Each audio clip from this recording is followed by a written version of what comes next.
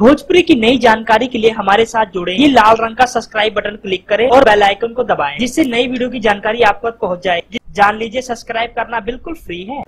एक दिन के बाद नजर आएंगे सुपरस्टार खेसारी लाल यादव और अक्षरा सिंह की एक फिल्म जिसका नाम है दिलवाला।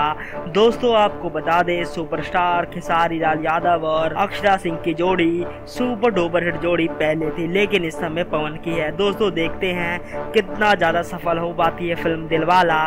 दोस्तों आपको बता दें 2 जून को रिलीज होगी फिल्म दिलवाला और साथ में रिलीज होगी फिल्म तबादला। दोस्तों आपको बता दें यानी परसों हमें सिनेमा घरों में बिहार में देखने को मिलेगी फिल्म दिलवाला।